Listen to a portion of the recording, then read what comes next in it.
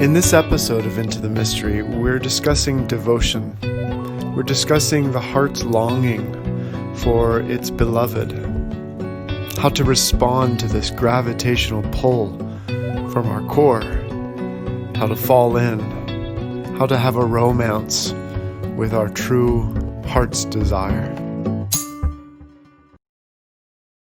I've been thinking just about love in general lately, and we were talking about it in Course in Miracles the other night about what stuck with me from that particular session was the idea that you can't just confine your love to one person. You know, you can't Yeah. target one person with your love. And if you deny your love to the rest of creation, then you're denying all of it, basically. Mm-hmm. You know, we have this romantic myth around love, and we tend to confine our discussion of love to some very specific categories, which are, like romantic love for your soulmate or special partner, or love for a child as a different, love for your brother or your very good friend. And they're really narrowly sort of delineated categories. And, the Greeks, of course, had a whole system of this. And when you begin to awaken, suddenly love is everywhere. The mind kind of goes a little crazy trying to decide what to do with all that. And every time I read something by the mystic poets, I'm just struck by the intensity of love for God that's displayed in some of their writings. It literally hits you in the heart, but I mean it's otherworldly. It's something that, man, I mean it doubles me over into tears sometimes. It's so powerful. I'm thinking right now about narcissism as the love we have for the false self, the love we have for the temporal, the love we have for what is of our own making. And in some sense, I think we're talking about awakening as a transmutation of our love from a loving which points downward to a loving which points upward, Mm. or a loving that points inward to a loving that points outward. Hmm. A love Yeah. that goes to God is a love that goes to all of creation. And the very essence of our ego is to keep us within a self-contained system of love, Hmm. that keeps love from its broader expansion. It's very conditional. Yeah. Yeah.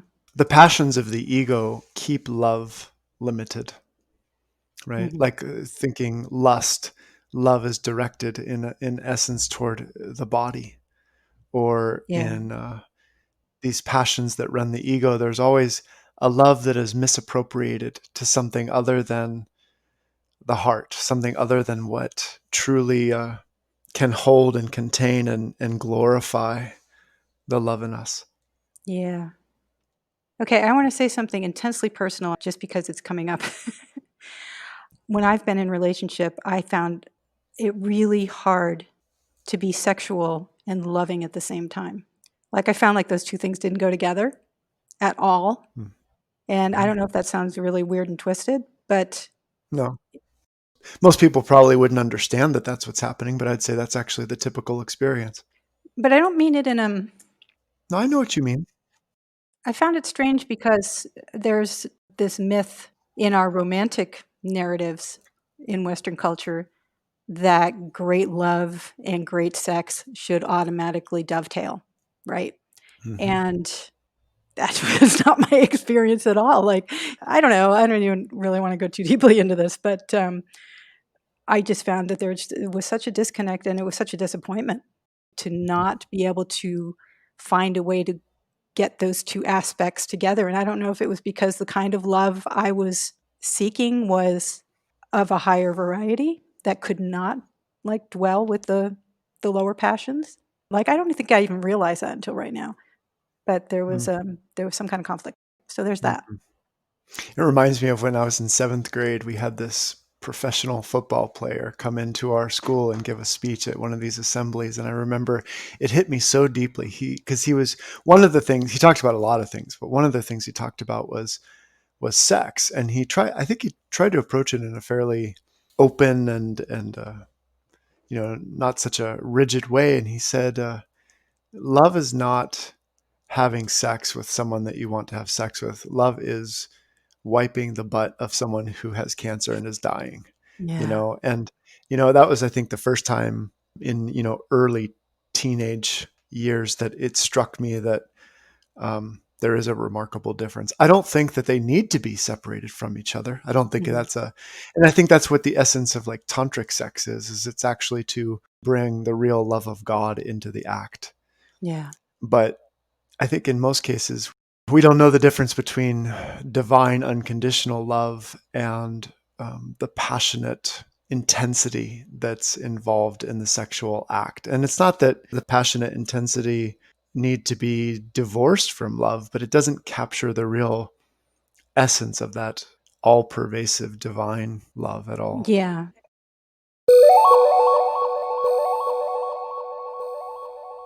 I don't think that most individuals are ready to even consider a divine romance. And it makes a conversation such as this one that is very difficult to have because the bridge that we have to create is so long and so vast and requires so many supports that it's a difficult one to connect the ordinary individual to.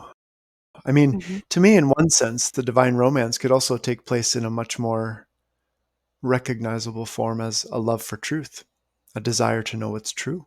Mhm. I think there's something of a divine romance just in that love and pursuit of truth, that love and pursuit of understanding, that love Yeah. and pursuit of self understanding.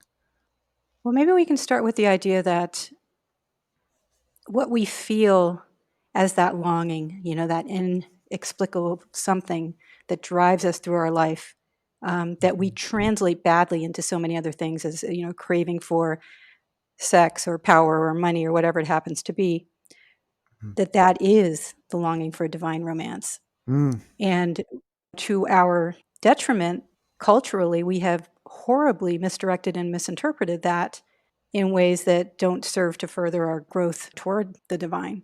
And instead we're running around like chickens with our heads cut off, trying to find something that's not where we're looking for it. yeah.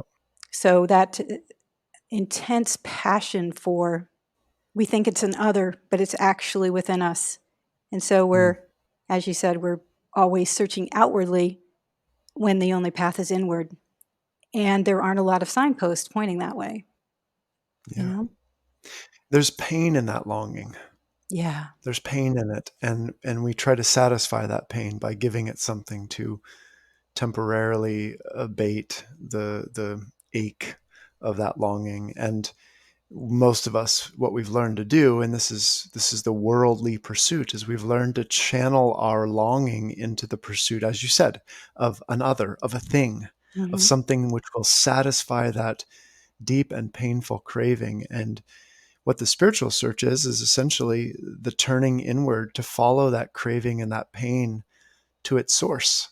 Yeah. That's essentially the difference between the ego and the soul. Is the ego misinterprets passion as something to fulfill Mhm. outwardly, Mhm. and the soul is that inward longing for that romance with God.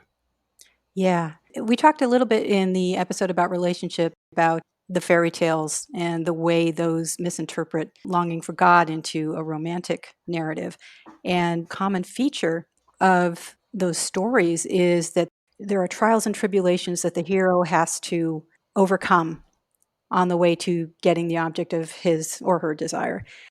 And I'm always thinking of the Sleeping Beauty narrative where there's this great thicket of thorns around the castle and the prince has to slash through them. And in a sense, you can kind of look at that from a divine perspective and think of that thicket as being the pain, surrounding the longing in our hearts that we have to penetrate and go through and transmute in order to get to the source, the center, Mhm. the pure essence of our being. Yeah, the thickets of our ignorance. I Yeah. mean, it was Yeah. funny when I had my first awakening experience. When we finally saw the road up ahead, we ended up walking through a huge thicket of blackberry bushes. Oh, And by huge, I mean like 20 feet deep of it. mhm. And I was wrapped with laughter in the metaphor I was involved with of traveling through these brambles and these thorns, because I mean it's through our ignorance that we have to traverse, and in some sense that's the basic story, that Yeah, we have to yeah, travel through our own self-created obstacles. You could think of every one of those thorns as an injury, a delusion, something we're guilty over. All of the wrong turns that we've made that have to be identified. Maybe the thorn needs to be Mhm. removed. Maybe something needs to be Mhm. bandaged before we're whole enough Yep. to make it through to the other side. Yep. It's like we've spent so much of our time walking away from God, and every step we've made has grown another bush of thorns. And so we repent, which is the word which means just to turn around. We suddenly realize that we're in need of turning around, and then we travel back through the brambles back to Mm. God. Mm. And that's why so few will take up this divine romance, because to walk back through the thicket is so daunting and so painful. Yeah. To me, the heroic journey is the journey back to God. And it is the journey where each step along the way, what we have acquired, whatever vestment we have added to ourselves will be subtracted so that we can come back to our original nakedness, our original innocence in that love affair. Back to the garden. Yeah, back to the garden. Well, that's the interesting thing about the story of Adam, right? Is that when God comes to him after this turning away, he's clothed and he's ashamed. And it Mm. represents this narcissistic shame that we all have deep in our core. Most of us don't even know it, that we have walked away from our own heart. We've walked away from our own divine potential. And there's a deep wounding that goes with that we would rather hide. We'd rather hide ourselves from it. What you were just saying about Adam made me think of a poet I just learned of named Akka Mahadevi, South Indian poet, 11th century. Story about her was that her parents were devotees of Shiva, and as a young child, she became convinced that Shiva was her husband or was intended to be her husband. And so she lived her life from that perspective until some local king caught sight of her and decided she was so beautiful he needed to wed her. And at first she refused, but then he threatened her parents, and so she acquiesced, but with the understanding that he wouldn't touch her physically. So this went on for a while, and she continued her devotion. But at some point, the king became really frustrated, and so he had her prosecuted for not fulfilling her queenly duties. And she said, I'm sorry, but I'm married to Shiva and I refuse and do what you will with me. And so the king said, well, your vestments belong to me, your jewelry belongs to me, etc. And she said, fine. She took off all of her clothes, dropped all of her jewelry to the ground, and walked away and lived the rest of her life naked, wandering as a sadhu. She had really long hair, so that kind of took care of those matters. But even if it's apocryphal, I thought that was a really lovely demonstration of the way in which one's devotion to the divine can be so pure that Mm. it makes everything in physical existence completely irrelevant.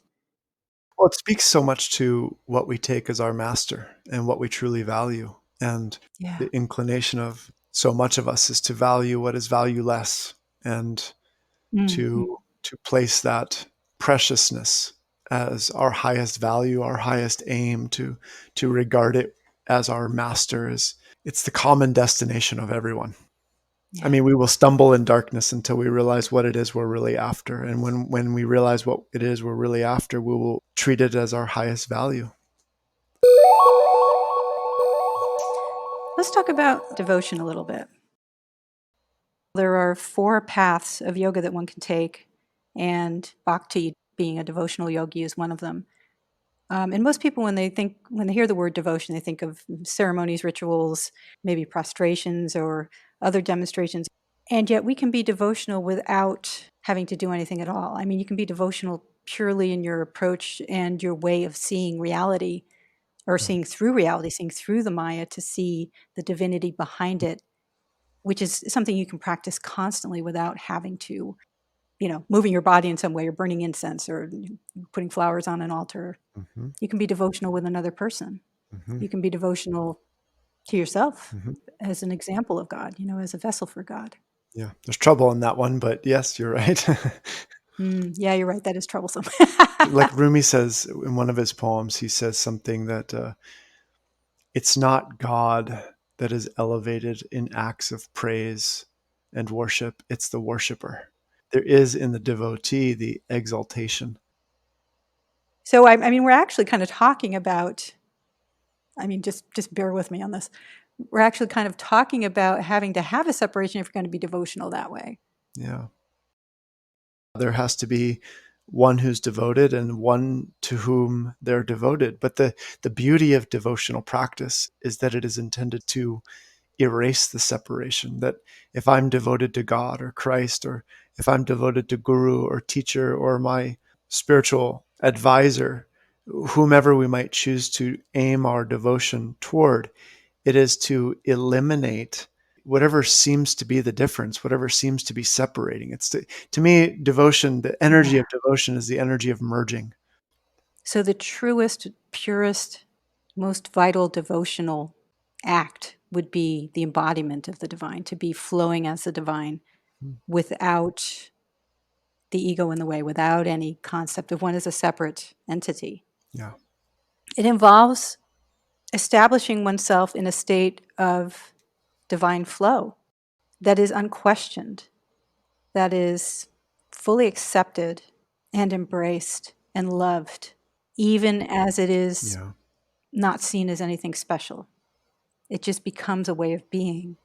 I hear you describing faith, Mm. and faith has nothing to do with logic and reason at Right, all. And devotion is faith, but not faith as in belief, faith as in a heartfelt knowing and a heartfelt dedication to, a heartfelt direction. right.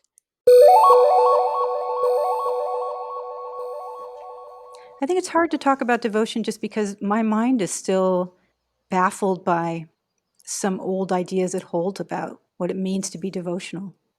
I mean, we talked about earlier when we were talking about God in episode 2, how each of us had had periods of atheism in our early lives. And I can feel the residue of that orientation in a sort of nagging feeling that to be devotional is to be sort of a rube, to be sort of duped by Yeah. something invisible. And that makes me sad because I know that not to be true now. Mhm. But, it still kind of sits back there Yeah. in the back of my brain is Yeah. this Well, this is what comes from the temptation. worship of the mind. This is the very essence of the Luciferian intellect, is this notion that faith and love without reason and logic and science to explain it is to be naive, and that intellect within us will convince us away from that faith again and again. And yet it is, when we taste it, it's where we prosper, it's where we flourish,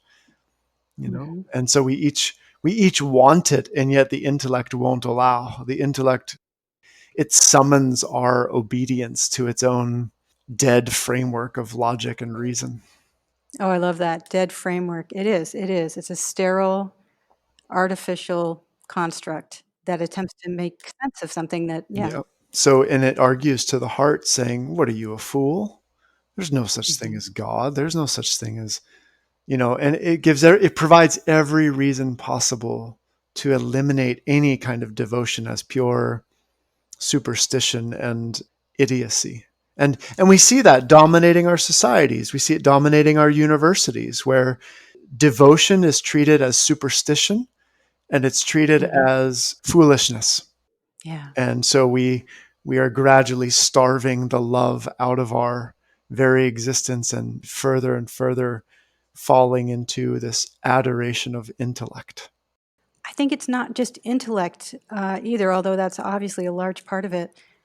I remember as a kid growing up in this working class Catholic neighborhood, and one of the families, they had, I think, 5 kids in the family, and 2 or 3 of the boys had been altar boys and were going to go to seminary to become priests. And to the rest of us, that was a baffling thing.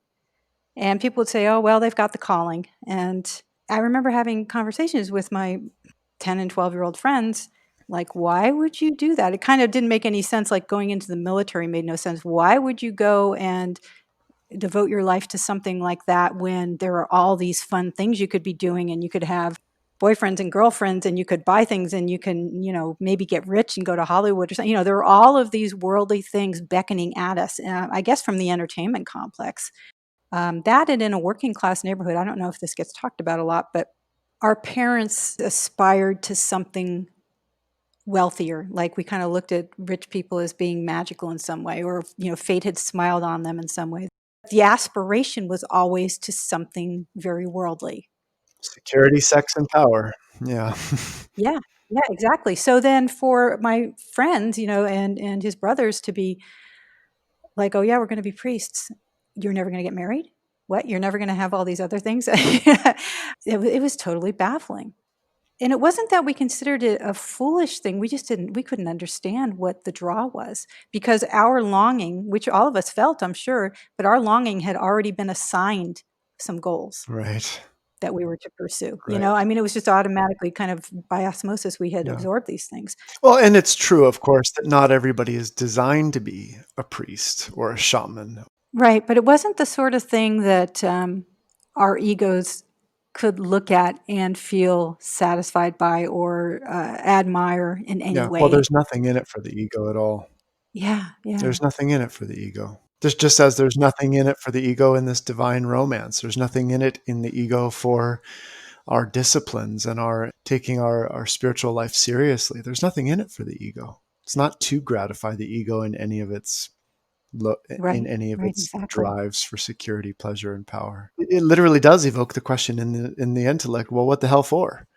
What the hell for? Yeah. I mean, why would you want to do that? I mean, the intellect Right. can't conceive of a motivation outside of those egoic motivations. Right. Then you devote however many decades, for most of us, to pursuing those things, and then find out that they're utterly unsatisfying. Yep. Or maybe they're satisfying for a very short period of time, but then, there's always that longing is still there. And that Yep. longing is still looking for its ultimate partner in the divine, Yes.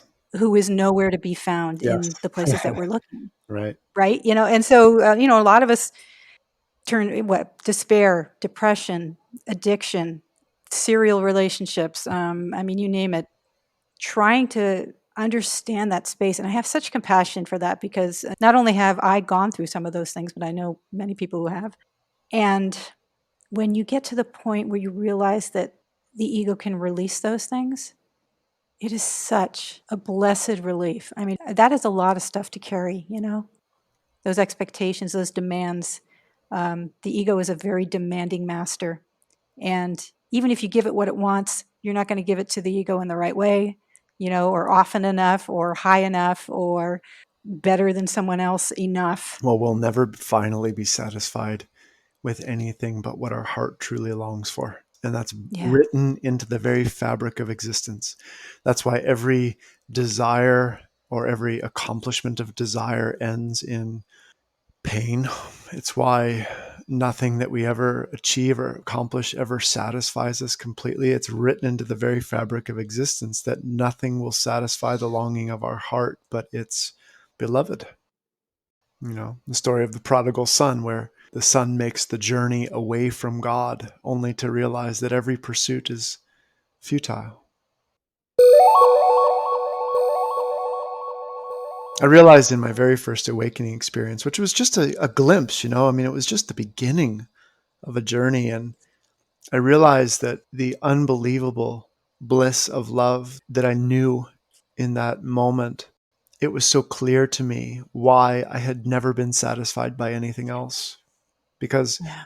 until that discovery, I held hope that there was hope in a relationship or hope in an experience or hope in some kind of development of myself in some way. And it was clear in that experience that nothing could satisfy that hunger but itself. Yeah. I often, when I work with folks, I often encourage them to follow their longing inward to its source. Mhm. I often tell individuals that what you long for is inside the longing, Mhm. because we're so accustomed to using that longing to then move out, thinking that we're after Mhm. something, someone, as we've said, but to turn in and look to the source of the longing, from where it's coming from, to see where it's arising from, to follow it like a fragrance back to the flower. And often exploring into that longing, what resides in there when you make contact with it is much of the same. I mean, everything that you would be looking for, say, in a relationship, or the security of your home, all of those things are inside the longing. There's this sense of heat and nourishment and holding. All of it, all the attributes of God: power, beauty, safety, love, joy, strength, all of the attributes. Everything we could possibly want can be found in following that longing back to its source. Let's talk about one thing really quick that's related to longing. And it's my Okay. favorite question. It's the question I ask all of my friends virtually on a regular basis. And it is the most simple question, which is, what do you want? Because Mhm. our longing can be found by identifying what we want and following what we want to its source. And what we don't often realize is that the entire course of our life is directed by what we want. And yet we Mhm. remain often quite unaware of what we want, what it is we actually want, and Mhm. often we find ourselves pursuing things we don't want. And so I think that Right. one of the most valuable questions that we can ask ourselves on a regular basis, not intellectually and obsessively, but like in the heart and in the core, is, what Yeah. do I really want? What am I really after? What is it that I really want my life to be defined by? It's a hard question to answer. At first, because we're told what we're supposed to want for most of our lives, or at least early lives, childhood. And depending on your upbringing, I mean, some people's parents will tell them exactly what's expected of them. I have a friend who's now retired who had been a very successful doctor. And one day at dinner, he said, I never wanted to be a doctor. And I said, really? Well, why not? And he said, well, it was just, it was what my dad told me I needed to be. And so I did what he said. He goes, but it wasn't my calling. And I don't remember if he had some other thing that he wished he had done. It was a while ago. But Of course he did. Of course he did. yeah, I mean, whether he named it or not. Right. Um, but that's a whole lifetime. That's, Mhm. 40, 50 years of work that went into something that he wasn't, all that thrilled with. And Mhm. it probably, and he's a wonderful person. So I'm sure he did a marvelous job and expressed himself Sure. as best he could. But something in his heart was Well, unsatisfied. it brings us to another piece of this, which is that this longing for God is not just some purely devotional, worshipful act. It's also within this willingness to follow the impulse of life within us, to follow not Yeah. necessarily our dreams, but what sings to us, what sings within us, and to Yeah. let it lead our life. So then we have to talk about surrender, Hmm. because surrendering to I mean, if you don't even know what you want, and if you're questioning that in yourself, I mean, you've asked me this question probably half a dozen times, and every time I usually go, why I'm are you just going to asking start me that wearing a again? T-shirt so I don't have to ask it so Yes, much.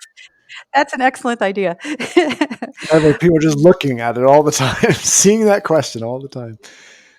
But well, at least speaking from my own experience, when I'm really honest with myself about what do I want, I honestly don't know.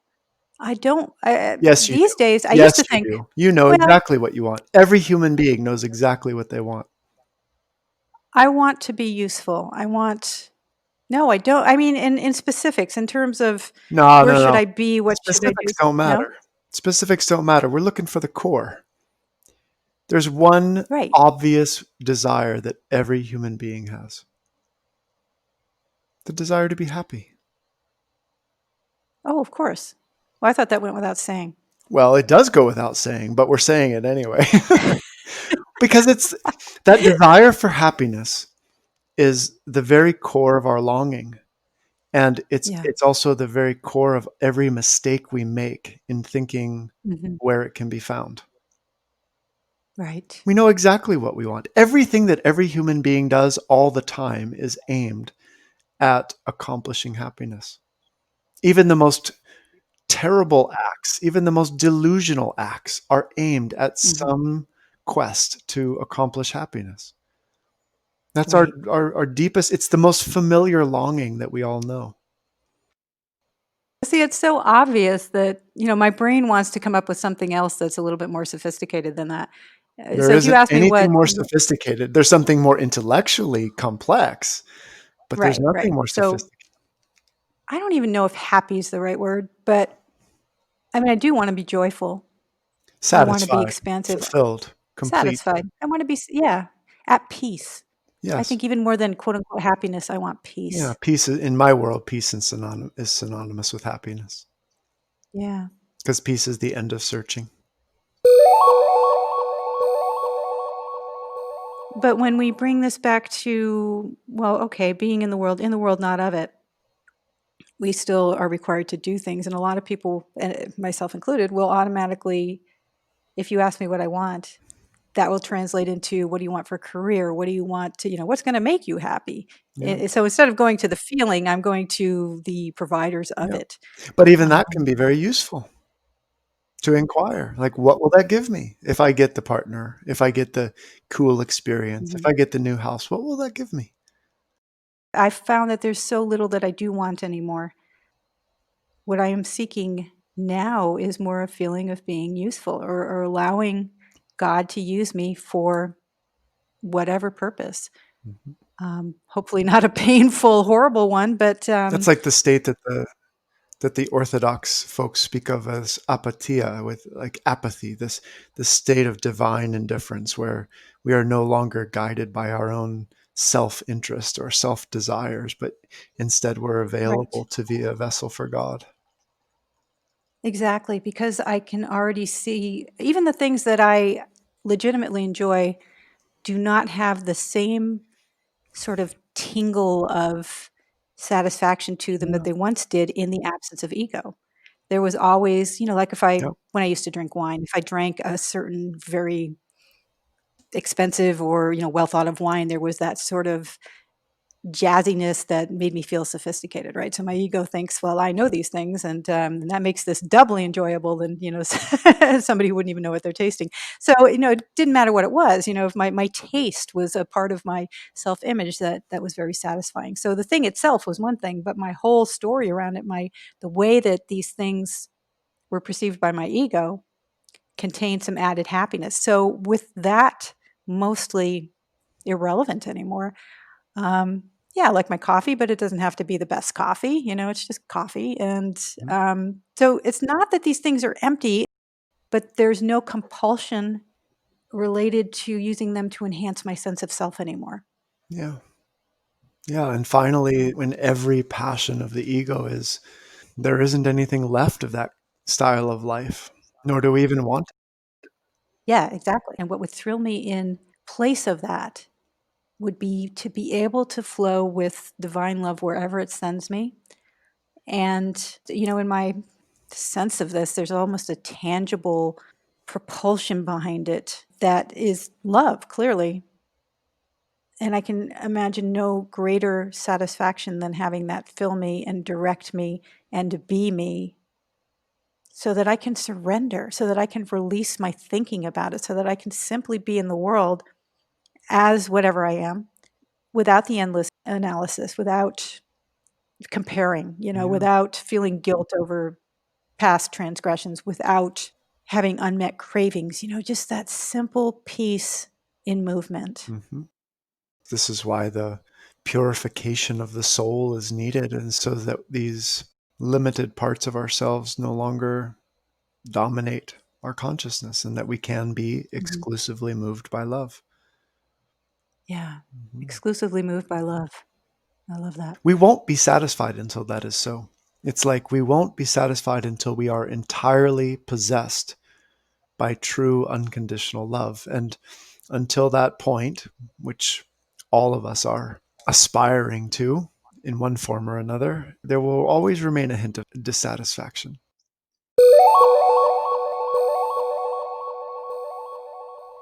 We've circled back to where we started, sort of where the idea that it has to be all love. It can't be love for this, but not for that. Love for that person, but not to that person over there. Yeah. It's got to be a love that infuses your very being and extends to everything Hmm. that you see, Yep. that you're part of. Yep. Yeah. Well, it's like as the Bible says, that we're made in the image and likeness of God, if that's true, which it is. And God's nature is love. To be made in the image and likeness of love means that where there is fear, where there is attack, where there is hate, that image is not represented in its true form. It's not present. And so I wouldn't even say it's our work. It's our surrender to that all embracing love that completes us. And we don't have to say that. I mean, I think there's such a tendency talking about this that someone could think of that love as like baking brownies for everybody, or hugging everybody, or it doesn't mean that. It means seeing God, seeing good in everything we encounter. Yeah, yeah, and that reminds me of what we talked about recently, which was that love is an active seeing.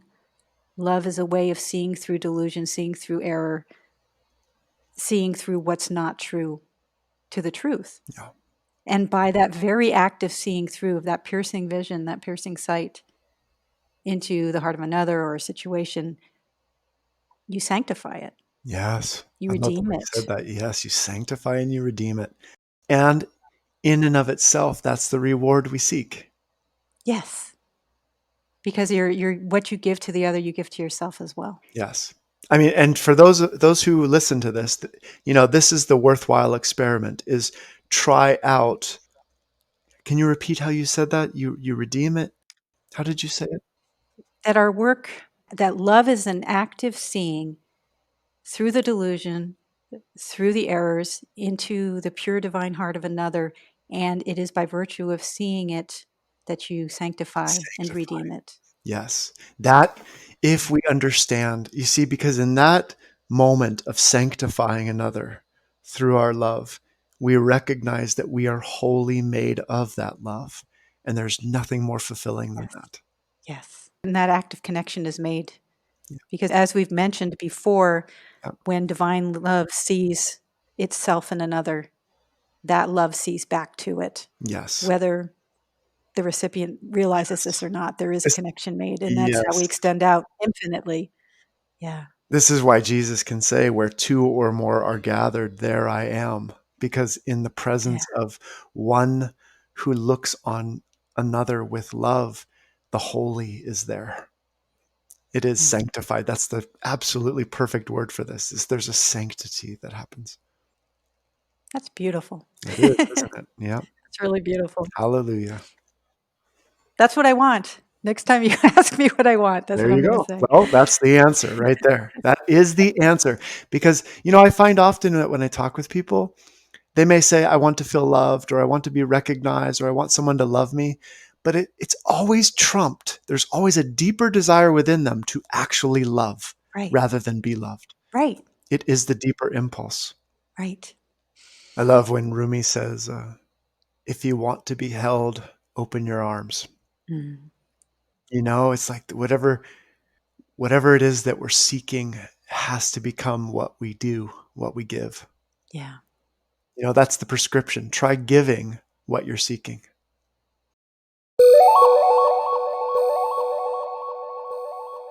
To withhold love is to suffer. I mean, we don't realize that. We think of suffering as something that comes at us from the outside, something that is the result of conditions around us, or psychological conditions. To withhold love is to suffer. Whatever we withhold our love from remains in darkness.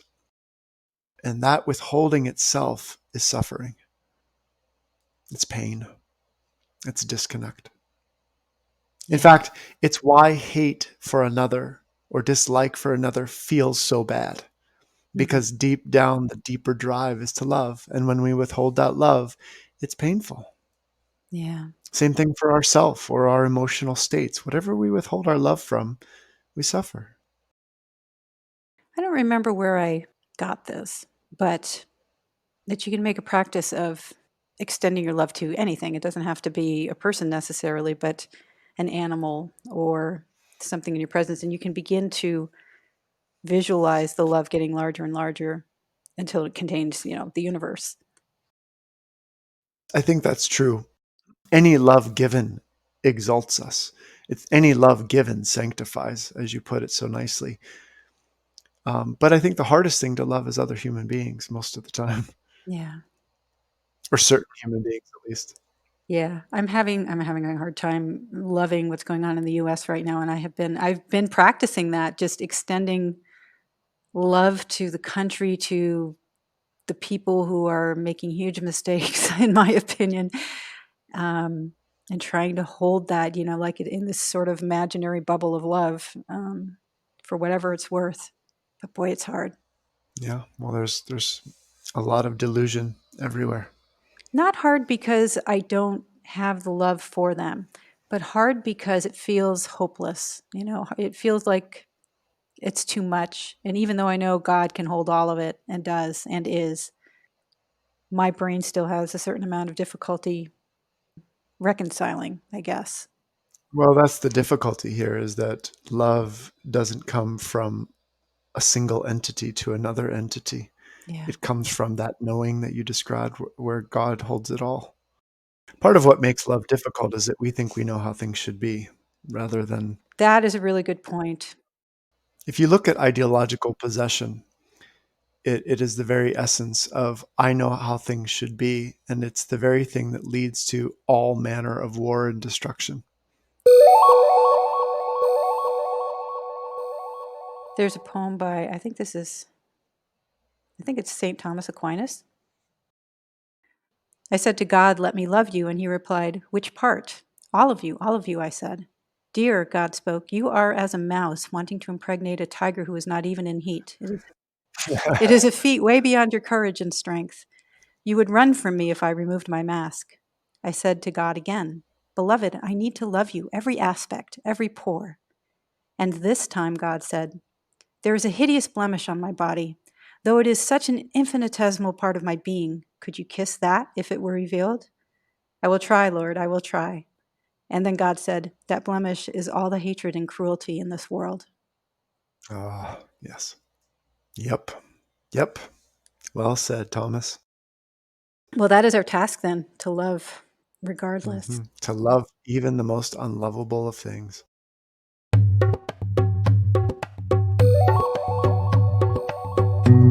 Thanks for listening to this episode of Into the Mystery. We hope you gained something useful. If you'd like to learn more about our work, you can go to our websites.